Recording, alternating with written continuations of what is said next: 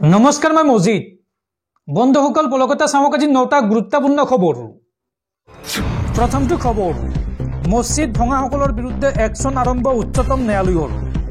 মছজিদ ভঙা কোনো এজন লোক হাৰি নাযায় বুলি ঘোষণা উচ্চতম ন্যায়ালয়ৰ। জিলা উপায়ুক্তকে ধৰি বহু বিষয়ৰ বিৰুদ্ধে জাননী জাৰি উচ্চতম ন্যায়ালয়ৰ। মছজিদ ভঙাসকলৰ বিৰুদ্ধে একশন আৰম্ভ কৰিলে উচ্চতম ন্যায়ালয়ে। বুলডোজাৰে মছজিদ ভঙা বিষয়াসকলৰ বিৰুদ্ধে জাননী জাৰি উচ্চতম ন্যায়ালয়ৰ। মছজিদ ভঙা কোনো এজন বিষয়া হাৰি নাযায় বুলি ধমক উচ্চতম ন্যায়ালয়ৰ। কুশীনগৰ মছজিদ বুলডোজাৰে ভঙাৰ বিৰুদ্ধে দাখিল কৰা হৈছিল আবেদন আৰু এই আবেদনৰ ওপৰত ভিত্তি কৰি জাননী জাৰি কৰিলে দেশৰ সৰ্বোচ্চ ন্যায়ালয়ে। জাষ্টিছ বি আৰ গভৈ বিচাৰপীঠে জিলা উপায়ুক্ত সহ বহু বিষয়াৰ বিৰুদ্ধে জাৰি কৰিলে জাননী। কুশীনগৰ মছজিদ ভাঙি দিয়া কাৰ্যত জড়িত কোনো এজন হাৰি নাযায় বুলি সকিয়নি উচ্চতম ন্যায়ালয়ৰ। আৰু দুসপ্তাহৰ ভিতৰত উত্তৰ প্ৰদেশ চৰকাৰ তথা বিষয়াসকলক এই সন্দৰ্ভত উত্তৰ দিবলৈ নিৰ্দেশ উচ্চতম ন্যায়ালয়ৰ। কি কাৰণত নিয়ম ভংগ কৰি মছজিদ ভাঙিলে তাৰ উত্তৰ দিব লাগিব বুলি নিৰ্দেশ দেশৰ সৰ্বোচ্চ আদালতৰ। দেশৰ সৰ্বোচ্চ ন্যায়ালয়ৰ নিৰ্দেশক কিয় অৱমাননা কৰা হ'ব বুলি প্ৰশ্ন সুপ্ৰিম কোৰ্টৰ। আৰু পৰৱৰ্তী উত্তৰ নিদিয়ালৈকে মছজিদত কোনেও হাত দিব নোৱাৰিব বুলি নিৰ্দেশ দেশৰ সৰ্বোচ্চ ন্যায়ালয়ৰ। উল্লেখযোগ্য যে ইয়াৰ পূৰ্বে কুশীনগৰ মছজিদৰ এটা অংশক সহায় পেলাইছিল প্ৰশাসনে আৰু এই ঘটনাৰ পিছতে সৰ্বোচ্চ ন্যায়ালয়ে কাৰণ দৰ্শোৱাৰ জাননী জাৰি কৰিছিল প্ৰশাসনৰ বিৰুদ্ধে। পৰৱৰ্তী খবৰ প্ৰাপ্য চৰকাৰী মজুৰিৰ পৰা বঞ্চিত হৈ যুৱকৰ আত্মহত্যা।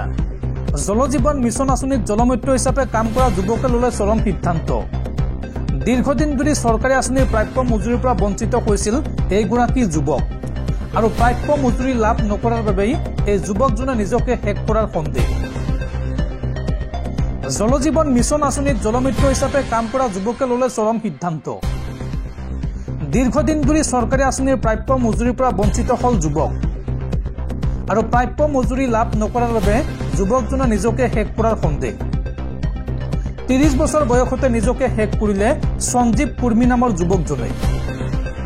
জনস্বাস্থ্য কাৰিকৰী বিভাগৰ পৰা দীৰ্ঘদিনে বিচাৰি আছিল প্ৰাপ্য মজুৰি আৰু প্ৰাপ্য মজুৰি লাভ নকৰাৰ বাবে ক্ষোভ আৰু হতাশাত ভুগিছিল সঞ্জীৱে। সাধাৰু পানী যোগান আঁচনিৰ চৌহদতে বাছি ল'লে চৰম পন্থা।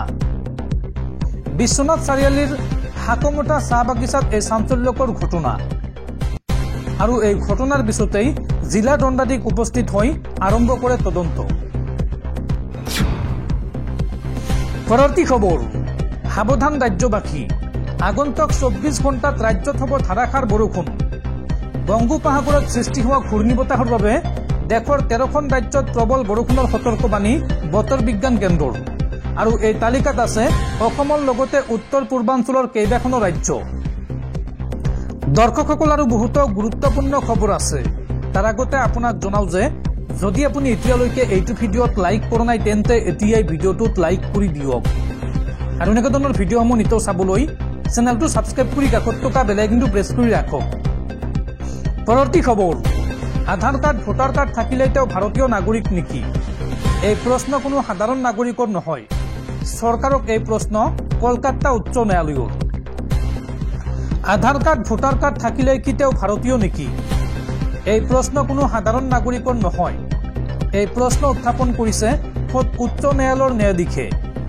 সোমবাৰে কলকাতা উচ্চ ন্যায়ালয়ত এক গোচৰৰ শুনানিত ন্যায়াধীশ দেৱাংশু বসাকৰে এই প্ৰশ্ন উত্থাপন কৰিছে। উল্লেখযোগ্য যে এবছৰ পূৰ্বে বৰ্ধমানৰ দুলাল চিল আৰু তেওঁৰ পত্নী স্বপ্না চিলক ভুৱা আধাৰ কাৰ্ড আৰু ভোটাৰ কাৰ্ডৰ এক গোচৰত গ্ৰেপ্তাৰ কৰিছিল আৰক্ষীয়ে। অভিযোগ অনুসৰি এই দুয়ো পুৰুষ মহিলা প্ৰকৃততে বাংলাদেশী।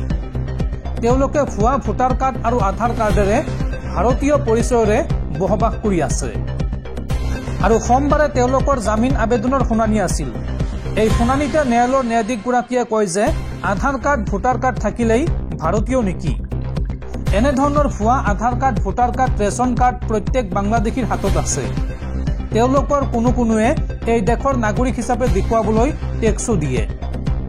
ন্যায়াধীশগৰাকীয়ে এই প্ৰসংগত কয় যে আমেৰিকাৰ পৰা যিসকল বিদেশীক বাহিৰ কৰি দিয়া হৈছে তেওঁলোকৰ ক্ষেত্ৰতো একেই ঘটনা পৰিলক্ষিত হৈছে।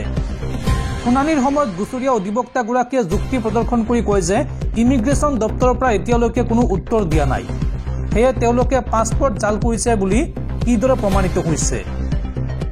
জানিব পৰা মতে 2010 চনত বাংলাদেশৰ পৰা অবৈধভাৱে ভাৰতলৈ আহিছিল এই বাংলাদেশী পৰিয়ালটো, আৰু আজি এই গোচৰটোৰ শুনানিৰ সময়ত লক্ষণীয়ভাৱে গোচৰীয়াৰ অধিবক্তাৰ এক যুক্তি আছিল চিন্তনীয়। তেওঁ দাবী কৰে যে ফৰেইনাৰ্ছ ৰেজিষ্ট্ৰেশ্যন এমেণ্ডমেণ্ট এক্ট 2019 ধাৰা 2 অনুসৰি 2014 চনৰ পূৰ্বে যিসকল বাংলাদেশী ভাৰতলৈ আহিছে তেওঁলোকক এই দেশৰ নাগৰিক হিচাপে গণ্য কৰিব লাগে। মন কৰিবলগীয়া যে নাগৰিকত্ব সংশোধনী আইনৰ অধীনত বাংলাদেশৰ পৰা ভাৰতলৈ প্ৰব্ৰজিত হিন্দু নাগৰিকক নাগৰিকত্ব দিয়াৰ নিয়ম কৰা হৈছে। অৱশ্য অধিবক্তাৰ এই যুক্তিত সন্তুষ্ট নহল ন্যায়াধীশগৰাকী।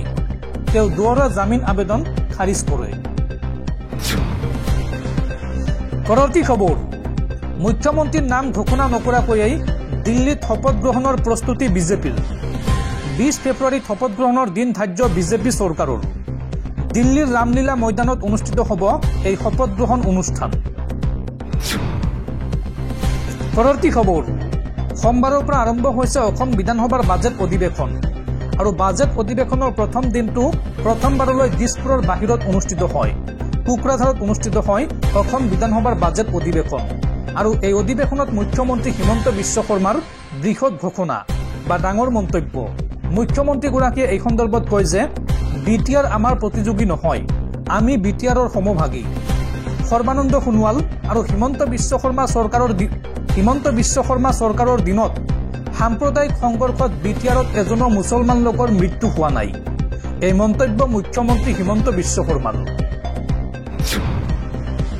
পৰৱৰ্তী খবৰ, লাভ জেহাদক লৈ এইবাৰ বিপাঙত পৰিছে বিজেপি। লাভ জেহাদৰ সিদ্ধান্তৰ বিৰোধিতা NDAৰ অংশীদাৰী দলৰ। বিজেপিৰ সিদ্ধান্তৰ সৈতে অংশীদাৰ দলৰ মতানৈক্যক লৈ অস্থিৰতা।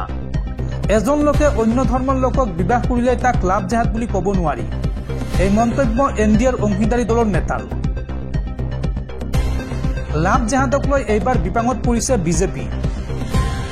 বিজেপিৰ সিদ্ধান্তৰ সৈতে NDAৰ অংশীদাৰ দলৰ মতানৈক্য। লাভ জেহাদৰ সিদ্ধান্তৰ বিৰোধিতা NDAৰ অংশীদাৰী দলৰ। NDAৰ অংশীদাৰী দলৰ বিৰোধিতা লাভ জেহাদৰ বিৰুদ্ধে আনিব লগা কঠোৰ আইনৰ। এজন লোকে অন্য ধৰ্মৰ লোকক বিবাহ কৰিলে তাক লাভ জেহাদ বুলি ক'ব নোৱাৰি। অন্য ধৰ্মৰ কোনোবাই বিয়া কৰিলে লাভ জেহাদ বুলি কোৱাটো ভুল। মহাৰাষ্ট্ৰ চৰকাৰৰ লাভ জেহাদৰ সিদ্ধান্তৰ বিৰোধিতা NDAৰ অংশীদাৰী দলৰ। কেন্দ্ৰীয় মন্ত্ৰী তথা ৰিপাব্লিকান পাৰ্টিৰ সভাপতি ৰামদাস আথৱালৰ এই বিৰোধিতা। ধৰ্মান্তৰকৰণ ৰোধৰ বাবেহে চৰকাৰে ল'ব লাগে বিশেষ পদক্ষেপ, এই মন্তব্য কৰিছে কেন্দ্ৰীয় মন্ত্ৰীগৰাকীয়ে। লগতে কয় যে সামাজিক আৰু ধৰ্মীয় সম্প্ৰীতি বজাই ৰখাৰ পদক্ষেপ ল'ব লাগে চৰকাৰে। মহাৰাষ্ট্ৰ চৰকাৰৰ লাভ জেহাদৰ বিৰুদ্ধে সিদ্ধান্তৰ বিৰোধিতা ৰামদাসৰ। উল্লেখযোগ্য যে ইতিমধ্যে উত্তৰ প্ৰদেশ অসমত লাভ জেহাদ ৰোধৰ বাবে গৃহীত হৈছে বিধেয়ক। লাভ জেহাদ ৰোধৰ বাবে উত্তৰ প্ৰদেশ চৰকাৰে লৈছে কঠোৰ পদক্ষেপ। লাভ জেহাদ হলে 5 লাখ টকাৰ জৰিমনাৰ লগতে হ'ব পাৰে যাৱজ্জীৱন কাৰাদণ্ড, আৰু এনেবোৰ কঠোৰ সিদ্ধান্ত লোৱাৰ সময়তে NDAৰ অংশীদাৰী দলৰ নেতাৰ মন্তব্যক লৈ এতিয়া মতানৈক্যৰ সৃষ্টি হৈছে NDA তথা বিজেপি চৰকাৰৰ মাজত।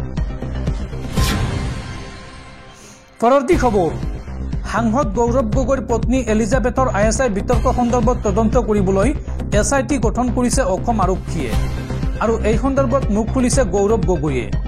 গৌৰৱ গগৈয়ে এই সন্দৰ্ভত কয় যে অসম আৰক্ষীয়ে যি তদন্ত কৰে কৰক, আমি সাজু আছো। পাকিস্তানৰ আলী শেখৰ সৈতে এলিজাবেথৰ যোগসূত্ৰ সন্দৰ্ভত এই মন্তব্য গৌৰৱ গগৈৰ। পৰৱৰ্তী খবৰ, ৰাজ্যত পুনৰ সংঘটিত হৈছে ভয়ংকৰ পথ দুৰ্ঘটনা।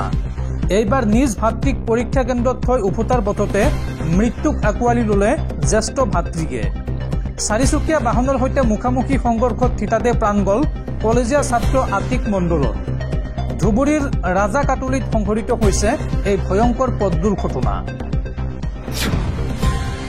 পৰৱৰ্তী খবৰ, 2026 বিধানসভা নিৰ্বাচনত অসমত হ'ব কংগ্ৰেছৰ চৰকাৰ আৰু অসমত কংগ্ৰেছৰ চৰকাৰ আহিলে মুখ্যমন্ত্ৰী হিমন্ত বিশ্ব শৰ্মাৰ কি হ'ব তেওঁ ভালকৈ বুজিছে এই মন্তব্য সাংসদ গৌৰৱ গগৈৰ